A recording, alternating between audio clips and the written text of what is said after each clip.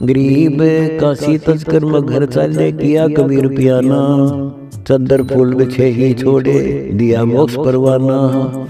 नमस्कार दर्शकों, आज हम आपको एक ऐसे शख्सियत की सत्य घटनाओं से रूबरू करवाएंगे जो दुनिया भर में अपनी रहस्यमयी और अद्भुत वाणियों के लिए प्रसिद्ध हैं, जिनको हर कोई अपने अपने हिसाब से संत, सतगुरु, कवि, सूफी संत, अल्लाह, भगवान, देवदूत, समाज सुधारक, सच्चा रहनुमा, पीर, फकीर और न जाने क्या क्या मानता है, जिन्होंने पूरी जिंदगी सरल, सहज और साधारण तरीके से जीवन व्यतीत करके दिखाया। जो एक अनपढ़ जुलाहे के रूप में रहे, उसके बावजूद भी उन्होंने लोगों को गीता, रामायण, वेदों और पुराणों के गूढ़ रहस्य सरल, सहज और साधारण भाषा में समझाए, जो कि पूर्णतः सत्य ज्ञान था और साथ ही लोगों को अंधविश्वास, मूर्ति पूजा, जातिवाद, पाखंडवाद आदि से बचाने के लिए जागरूक किया, जिसका पुरजोर विरोध उस समय के ज्ञानी और पढ़े लिखे विद्वान कहलाने वाले ब्राह्मणों, काजी, मुल्लाओं द्वारा किया गया। परंतु उन्होंने कभी भी सत्य ज्ञान लोगों को बताना बंद नहीं किया, बल्कि और अधिक जोर शोर से सच्चे ज्ञान का प्रचार प्रसार किया। जी हां दर्शकों, हम बात कर रहे हैं आज से लगभग 600 वर्ष पूर्व काशी में सशरीर प्रकट होने वाले कबीर साहिब जी की, जिन्होंने दुनिया को जीवन जीने का वास्तविक तरीका समझाया, जिनकी सादगी और सरल स्वभाव का हर कोई दीवाना है, जिनकी हर एक वाणी में छुपा हुआ है गूढ़ रहस्य और अद्भुत तत्वज्ञान। वो इंसान के वेश में आए हुए भगवान थे, लेकिन कोई खुदा कहता है उन्हें तो कोई कहता फकीर। तोड़ी जिसने अंधविश्वास, जातिवाद और पाखंडवाद की जंजीर, जो कहलाए हिंदुओं के संत और मुसलमानों के पीर, जिनकी वाणियों में छुपा है अद्भुत रहस्य, जिसे समझना हर किसी के लिए है टेढ़ी खीर। वेदों में जो कबीरदेव है, कुरान में है वो कबीर, जो मैटे सबकी पीर, वो कहलाए बंदी छोड़ कबीर। ऐसे हैं सबके अपने अपने कबीर। दर्शकों, पूर्ण परमात्मा कबीर साहिब जी चारों युगों में आते हैं। सतयुग में सतसुकृत कहटेरा, त्रेता नाम मुनिंद्र मेरा, द्वापर में करुणामय कहाया, कलयुग नाम कबीर धराया। और बचपन से ही अपने तत्वज्ञान का प्रचार शुरू कर देते हैं तथा धर्म के नाम पर समाज में फैले पाखंड, अंधविश्वास को तत्वज्ञान के द्वारा समाप्त करते हैं। कलयुग में कबीर परमेश्वर जी सन 1398 विक्रमी संवत 1455 ज्येष्ठ मास सुदी पूर्णमासी को ब्रह्म मुहूर्त अर्थात सूर्योदय से लगभग 1.5 घंटा पहले काशी के लहरतारा नामक तालाब में विकसित कमल के फूल पर एक नवजात शिशु की तरह सतलोक से आकर प्रकट हुए थे, जहां से नीरू नीमा नाम के निःसंतान जुलाहा दंपत्ति अपने घर ले गए, जहां वे बड़े हुए और जुलाहे की भूमिका करने के कारण जुलाहा कहलाए। लेकिन परमात्मा जिस तत्वज्ञान को प्रदान करने के लिए पृथ्वी पर आए थे, उस कार्य को उन्होंने 5 वर्ष की लीलामय आयु से ही प्रारंभ कर दिया था। और उस समय के भारत में मौजूद हिंदू व इस्लाम दोनों धर्मों में फैले पाखंड, अंधविश्वास की जड़ें हिलाकर रख दी थीं, जिसका परिणाम यह हुआ कि दोनों धर्मों के नकली धर्मगुरु पंडित, काजी आदि ने मिलकर कबीर साहिब के ऊपर अनेक सितम ढाए थे। उन्हें गर्म तेल में जलाकर मारना चाहा, गंगा नदी में डुबोना चाहा, खूनी हाथी से मरवाना चाहा। लेकिन परमात्मा तो परमात्मा होता है, उसे कौन मार सकता है? इन नकली धर्मगुरुओं के जुल्मों से डरकर वह पीछे कैसे हट सकता है? दर्शकों, कबीर परमात्मा ने पंडितों, काजियों, मुल्लाओं के जुल्मों के बावजूद अपने तत्वज्ञान का प्रचार निरंतर जारी रखा तथा 120 वर्ष काशी में रहे। और उसके बाद हिंदू धर्मगुरुओं के इस भ्रम को तोड़ने के लिए कि जो मगहर में मरता है वह गधा बनता है, नरक में जाता है और काशी में मरने वाला स्वर्ग जाता है, जबकि कबीर जी कहा करते थे, सत्य कर्मों, पुण्य कर्मों को करने वाला व्यक्ति, सत्य साधना करने वाला व्यक्ति संसार के चाहे जिस कोने में भी शरीर छोड़े और चाहे जैसे छोड़े, वो अपने पुण्य कर्मों के प्रताप से ईश्वर के पास चला जाता है, नरक नहीं जाता। लेकिन दुष्कर्मों को करने वाला इंसान चाहे जहां भी मरे, चाहे काशी हो चाहे मगहर, उसे नरक की ही प्राप्ति होती है। सतलोक को प्राप्त करने के लिए पुण्य कर्म जरूरी हैं, ना कि काशी क्रोध के नीचे मरना। उन अज्ञानियों के भ्रम निवारण के लिए कबीर साहिब ने कहा कि तो मैं फिर मगहर में ही शरीर का त्याग करूंगा। और स्वर्ग नहीं, स्वर्ग से भी आगे सतलोक जाऊंगा। और आप सभी पंडितों से मेरा आग्रह है कि आप सभी मेरे साथ मगहर चलें और मेरे शरीर छोड़ने के बाद अपनी ज्योतिष विद्या का प्रयोग करके ईमानदारी से सभी लोगों को ये बता देना कि मैं कहाँ गया हूँ। लोगों के बीच का ये भ्रम दूर होना चाहिए कि मोक्ष केवल काशी मथुरा में शरीर का त्याग करने से नहीं होगा, बल्कि मोक्ष केवल यथार्थ भक्ति से और मर्यादा में रहकर अपने जीवन का निर्वहन करने से होगा। की नाम अगर पियाना सतगुरु की नाम अगर पियाना सतगुरु की नाम अगर पियाना हो, दोनों दिन चले संग जाके हिंदू मुसलमाना हो, दोनों दिन चले संग जाके हिंदू मुसलमाना हो। दर्शकों, कबीर साहिब जी ताउम्र काशी में रहे, लेकिन अपने अंतिम दिनों में लोगों के भ्रम निवारण के लिए कबीर साहिब ने काशी से मगहर के लिए प्रस्थान किया। काशी नरेश बियर सिंह बघेला और मगहर रियासत के नवाब बिजली खां पठान, ये दोनों ही कबीर साहिब के शिष्य थे। बियर सिंह ने अपनी सेना साथ ले ली कि कबीर साहिब मगहर में अपना शरीर छोड़ेंगे। उनके शरीर को लेकर हम काशी में हिंदू रीति से अंतिम संस्कार करेंगे। यदि मुसलमान नहीं मानेंगे तो लड़ाई करके शव को लाएंगे। उधर से बिजली खां पठान को पता चला कि कबीर साहिब मगहर आ रहे हैं और यहां शरीर छोड़ेंगे। तो बिजली खां पठान ने सतगुरु तथा सर्व आने वाले भक्तों तथा दर्शकों की खाने तथा पीने की सारी व्यवस्था की और कहा कि सेना तुम भी तैयार कर लो, हम अपने पीर कबीर साहिब का यहां पर मुसलमान विधि से अंतिम संस्कार करेंगे। दर्शकों, कबीर साहिब काशी से मगहर 3 दिन में पैदल ही पहुंच गए। जहां बिजली खां पठान ने सतगुरु कबीर साहिब से स्नान करने के लिए आग्रह किया, तो कबीर साहिब जी ने कहा कि बिजली खां, मैं बहते हुए पानी में स्नान करूंगा। बिजली खां ने कहा कि सतगुरु देव, यहां पर साथ में एक आमी नदी है, वह भगवान शिव के श्राप से सूखी पड़ी है, उसमें पानी नहीं है। जैसी व्यवस्था दास से हो पाई है, पानी का प्रबंध करवाया है। आपके स्नान के लिए प्रबंध किया है, लेकिन आपके साथ आए लोगों के लिए सिर्फ पीने के पानी की व्यवस्था हो पाई है। कबीर साहिब ने कहा कि वह नदी कहां पर है। उस नदी पर जाकर कबीर साहिब ने हाथ से ऐसे इशारा किया था जैसे ट्रैफिक का सिपाही रुकी हुई गाड़ियों को जाने का संकेत करता है। वह आमी नदी पानी से पूरी भरकर चल पड़ी। यह चमत्कार देख सभी ने कबीर साहिब की जय जयकार की, जिसके बाद कबीर साहिब ने वहां सभी लोगों के साथ बहते पानी में स्नान किया। आज भी मगहर में वह आमी नदी बहती है। स्नान करने के बाद परमेश्वर कबीर साहिब जी ने 2 चादर मंगवाई और आदेश दिया कि एक चादर नीचे बिछाओ और दूसरी चादर साथ में रख दो, उसे मैं अपने ऊपर ओढ़ूंगा। इसके बाद परमेश्वर कबीर साहिब जी ने बिजली खां पठान और बियर सिंह बघेल से पूछा, आप दोनों यहां अपनी अपनी सेनाएं क्यों लेकर आए हैं? इस पर दोनों ने मुंह लटका लिया और बोले, नहीं। वे दूसरे हिंदू और मुसलमान बिना नाम वाले बोले कि जी, हम आपका अंतिम संस्कार अपनी विधि से करेंगे। दूसरे कहते हैं कि हम अपनी विधि से करेंगे। इस तरह दोनों हिंदू व मुसलमान चढ़ा ली बाहें, उठा लिए हथियार तथा कहने लगे कि आ जाओ। इस पर परमेश्वर कबीर साहिब ने सबको डांटते हुए बोला, मुझे नहीं पता था कि तुम सब मेरी शिक्षाओं को इतना ही समझ पाए हो। 120 साल हो गए मुझे तुम सब लोगों को समझाते हुए, फिर भी इतना ही समझ पाए हो। मुझे इतना ही जाना है तुम सब ने।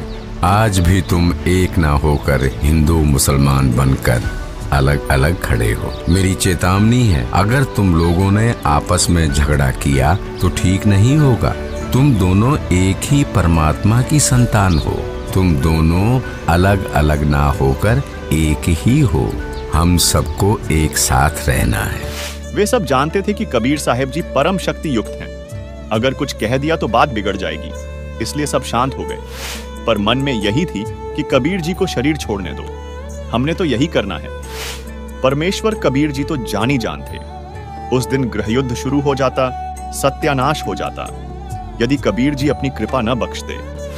उस समय के लिए ज्योतिषियों ने भविष्यवाणी कर रखी थी कि महाभारत से भी भयंकर नरसंहार होगा, जिसे समर्थ परमात्मा ने अपनी अनोखी लीला से टाल दिया।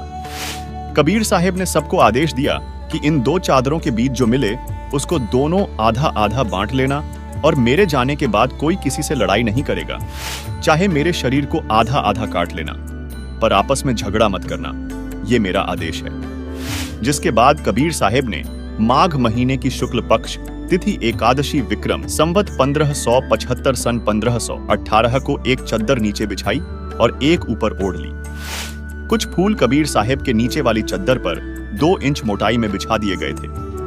थोड़ी ही देर में आकाशवाणी हुई, देखो ब्राह्मणों, मैं जा रहा हूं सतलोक, इस पृथ्वी से और तुम्हारे स्वर्ग से शंखों कोस दूर।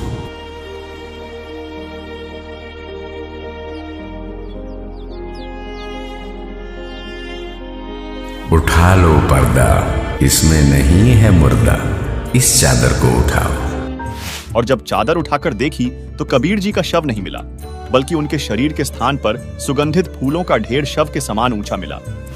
दर्शकों, बियर देव सिंह बघेल और बिजली खां पठान, जो पहले लड़ने के लिए तैयार थे, वे कबीर परमेश्वर जी के इस चमत्कार को देख एक दूसरे के गले लगकर ऐसे रोने लगे जैसे बच्चों के माँ बाप दोनों मर जाते हैं तो बच्चे रोते हैं।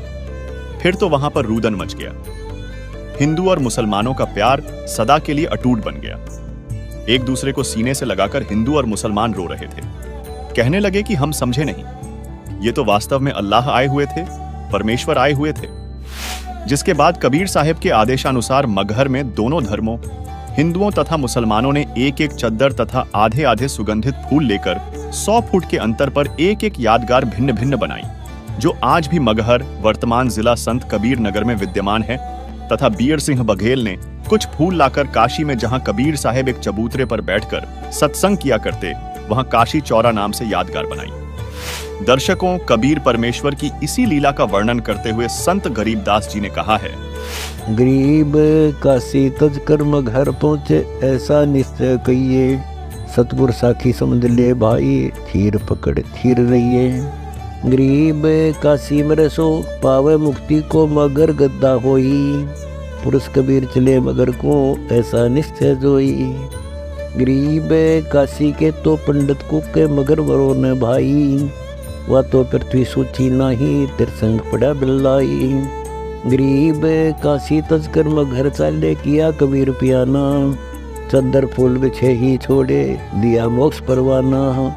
गरीब मगर में तो कब्र बनाई, बिजली खान पठाना, काशी चोरा उड़दर भावरा, दोनों दिन दीवाना।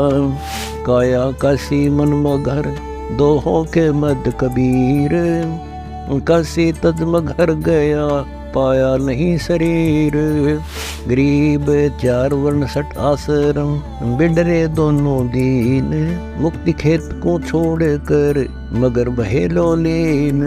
गरीब 9 लख बोडी विस्तरी, बटक बीज विस्तार, के 100 कल्प कबीर के, दूजा नहीं गवार। गरीब मगर मोती बरसई, बनारस कुछ भ्रांति, काशी पित्तल क्या करे जा बरसे, पारस स्वाति। गरीब मगर में लापूर्ण ब्रह्म से, बनारस बन भील, ज्ञानी ध्यानी समझ ले, नंदा करे कुचीले। गरीब मुक्ति खेत को तज गए, मगर में दीदार, कबीर जुलाहा मुक्त हुआ, ऊंचा कुल धक्कार। गरीब 4 वर्ण 6 आश्रम, कल्प करी दलमाई, काशी तज मगर गए, ते नर कैसे मुक्ति न पाई। गरीब भूमि भरोसे बूढ़त है, कल्पत है 2 दीन, सबका सतगुरु कुल दणी, मगर बया डोलेन।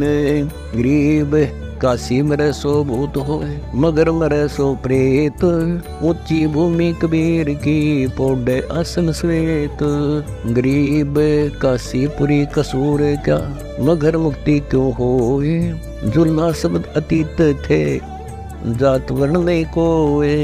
गरीब काशीपुरी कसूर यो, मुक्ति होत सब जात, काशी तज मगहर गए लगी मुक्ति शरलात, चले कबीर मगहर के ताई तावा फूलन सेज बिछाई, दोनों दिन अधिक पर बाऊ दोषी दुश्मन और सब साहू, ता बिजली खा मिले पठाना बेसुग बगेला पद परवाना, काशी उमटे चले मगर को कोई ना पावे तास डगर को, बैरागी सन्यासी योगी चले मगर को शब्द वियोगी, 3 रोज में पहुँचे जाई तावा सुवर राम खुदाई, दोनों दिन रहे बांजोरी शस्त्र बांध लिए बरगोरी, वे गढ़ वे जारन कही दोनों दिन अधिक ही पही, ता कबीर कही एक भाषा शस्त्र करे सो तही तलाका,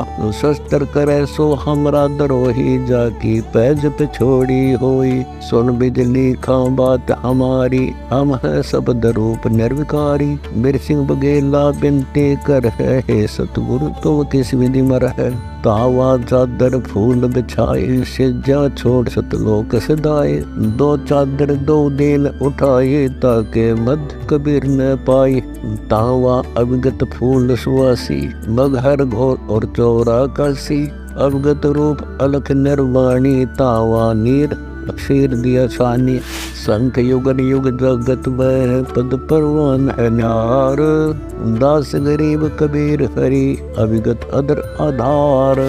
दर्शकों, ऋग्वेद मंडल 9 सूक्त 93 मंत्र 2 तथा ऋग्वेद मंडल 10 सूक्त 4 मंत्र 3 में भी इसी का प्रमाण है कि जब परमात्मा बच्चे रूप में सशरीर प्रकट होता है तो उसका जन्म माता से नहीं होता, वह परमात्मा सशरीर आता और सशरीर अपने अमर लोक को चला जाता है।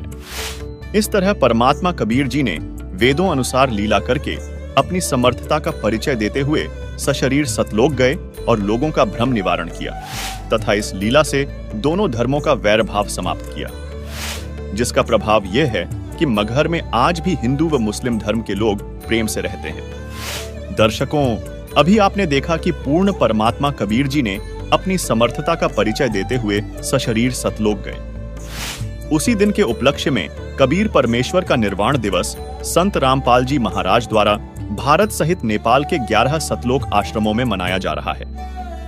इस दौरान 3 दिवसीय दिव्य भंडारा भी समर्थ कबीर परमात्मा के वर्तमान अवतार संत रामपाल जी महाराज द्वारा करवाया जा रहा है, जिसमें पूरे विश्व को आमंत्रित किया जा रहा है।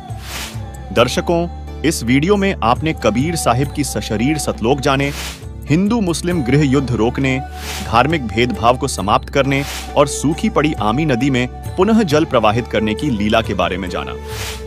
लेकिन कबीर परमात्मा ने आज से लगभग 600 वर्ष पूर्व ऐसी अनेक लीलाएं की थी।